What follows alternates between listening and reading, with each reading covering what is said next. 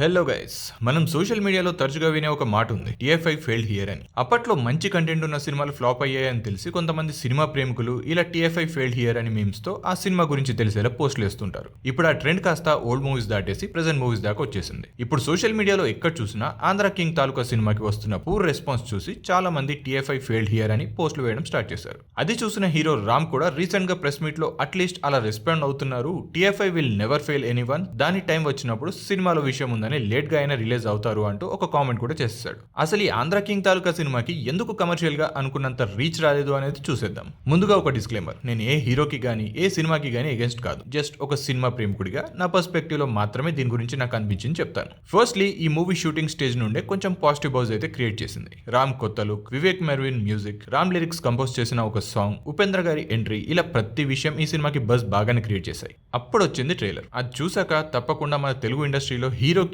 అభిమాని ఎంతలా కనెక్ట్ అవుతాడు, దానికోసం ఏం చేయగలుగుతాడు అనిపించేలా ఉన్న కొన్ని సీన్స్ యాడ్ చేయడంతో చాలా మంది డెఫినెట్ గా రామ్ కి ఇది ఒక కంబ్యాక్ ఫిల్మ్ అవుతుంది అని నమ్మారు కూడా. బట్ ఆ ట్రైలరే ఒక రకంగా ఇప్పుడు సినిమా కమర్షియల్ ఫెయిల్యూర్ కి దారి తీసిందని నేను అంటాను. ఎందుకంటే ట్రైలర్ లో చూపించినట్టుగా సినిమా అంతా హీరోకి తన అభిమానికి మధ్యలోనే సీన్స్ ఉండుంటే అండ్ మధ్యలో ఫ్యాన్స్ చేసే కొన్ని ఎక్స్ట్రీమ్ సిచ్యువేషన్స్ ని ప్రెజెంట్ చేసి ఉంటే డెఫినెట్ గా రెస్పాన్స్ ఇంకోలా ఉండేది. బట్ అలా కాకుండా సినిమా స్టార్టింగ్ లో హీరోకి అభిమానికి ఉన్న కనెక్షన్ ఎస్టాబ్లిష్ చేసిన తర్వాత ఫ్లాష్ బ్యాక్ లోకి వెళ్లి అభిమాని లవ్ స్టోరీని ప్రెజెంట్ చేయడంతోనే ఫస్ట్ హాఫ్ కొంచెం డ్రాప్ అయిన ఫీలింగ్ వస్తుంది. అండ్ ఆ లవ్ సీన్స్ కూడా చాలా సాదా సీదాగా ఉండడంతో పాటు కుల వివక్ష టాపిక్ ని కూడా అలా టచ్ చేయడం వల్ల సినిమా ఎటుపోతుంది అనే ఒక ఫీల్ రావడం సహజం. ఒక ప్రాపర్ స్టార్ట్ తర్వాత డెప్త్ లేని లవ్ సీన్స్ తో చాలా సేపు లాగిన ఫీలింగ్ కూడా వస్తుంది. దానివల్ల సినిమా లెంత్ కూడా చాలా పెరిగిపోయింది. ఇంటర్వెల్ దగ్గర ఒక మంచి ఛాలెంజ్ చేసేసరికి మేబీ సెకండ్ హాఫ్ లో అయినా మళ్ళీ హీరో అండ్ అభిమాని ట్రాక్ లోకి వచ్చి అక్కడైనా ఇంట్రెస్టింగ్ సీన్స్ ఏమైనా ఉంటాయేమో వెయిట్ చేస్తుంటే మళ్ళీ కథని ఇంకో యాంగిల్ లోకి మార్చేసి ఊర్లో జనాల కష్టాలు, ఊరిని డెవలప్ చేయడం కోసం హీరో ఐడియాస్ అండ్ స్ట్రాటజీస్, ఇలా మళ్ళీ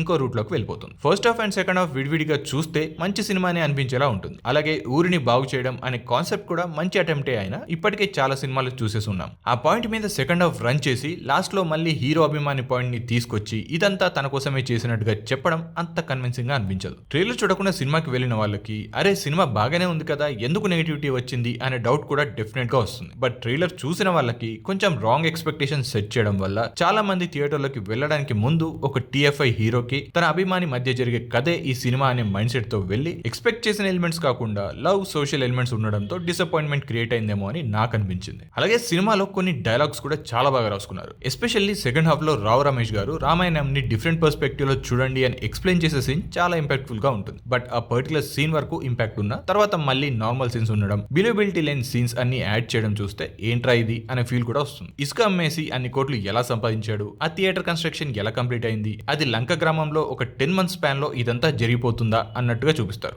అఫ్ కోర్స్ కమర్షియల్ సినిమాలో లాజిక్స్ అనేవి వెతకూడదు అనుకోండి, బట్ స్టిల్ బిలీవబిలిటీ అనేది మాత్రం ఉండాలి. 2 hours 46 minutes సినిమాలో కాన్ఫ్లిక్ట్ పాయింట్ కి అవసరమైన ఆ థియేటర్ కన్స్ట్రక్షన్ అండ్ దానికి రిలేటెడ్ సీన్స్ లోనే బిలీవబిలిటీ మిస్ అవ్వడమే సెకండ్ హాఫ్ ని ఇంపాక్ట్ చూపించింది. నేను ఈ సినిమాని ఫస్ట్ డే కూకట్పల్లి మల్లికార్జునలో చూశాను. జనరల్ గా థియేటర్ కి మాస్ ఆడియన్స్ వచ్చి ఫుల్ గా ఎంజాయ్ చేస్తారు. అలా ఈ సినిమాకి కూడా స్టార్టింగ్ లో రామ్ తన ఫేవరెట్ హీరో కోసం చేసే పనులు ఉన్నంత వరకు గోల గోల చేసి ఎంజాయ్ చేశారు. హీరోయిన్ ఎంట్రీ వరకు కూడా ఆ జోష్ ఉండింది. ఆ తర్వాత అందరూ సైలెంట్ అయిపోయారు. మధ్యలో ఫైట్ సీన్స్ దగ్గర తప్ప ఎక్కడ మళ్ళీ ఆ గోల ఎంజాయ్మెంట్ లేకుండా పోయింది. ఇక సెకండ్ హాఫ్ టైమ్ లో చాలా మంది ఫోన్స్ తీసి యూజ్ చేయడం కూడా స్టార్ట్ చేశారు. అంటే అక్కడే అర్థం చేసుకోవచ్చు ఆ సీన్స్ ఎంత అన్ఇంట్రెస్టింగ్ గా ప్రెజెంట్ చేశారు అని. Director Mahesh Babu core point బాగానే అనుకున్నా దాని చుట్టూ ప్రాపర్ సీన్స్ సెటప్ చేయలేకపోయాడేమో అనిపించింది. దానివల్లే సినిమాకి అనుకున్న రెస్పాన్స్ కూడా రాలేకపోతుంది. ఒక సినిమాలో కొన్ని సీన్స్ బాగుంటే హిట్ అవుతాయి, కొన్ని సినిమాలు మాత్రం అలా కాదు. ఈ సినిమాలో సీన్లుగా చూస్తే కొన్ని బాగున్నాయి అనే ఫీల్ ఉంటుంది. బట్ ఓవరాల్ సినిమాగా మాత్రం థియేటర్ బయటికి వచ్చాక అలాంటి ఫీల్ ఇవ్వదు. ఏదో క్యాలిక్యులేషన్ మిస్ అయిన ఫీలింగ్ ఉంటుంది. జనరల్ గా మన తెలుగు ఆడియన్స్ సినిమా కొంచెం నచ్చినా ఒక రేంజ్ లో హిట్ చేసేస్తారు. దానికి బెస్ట్ ఎగ్జాంపుల్ రీసెంట్ గా వచ్చిన little hearts and Raju weds Rambai.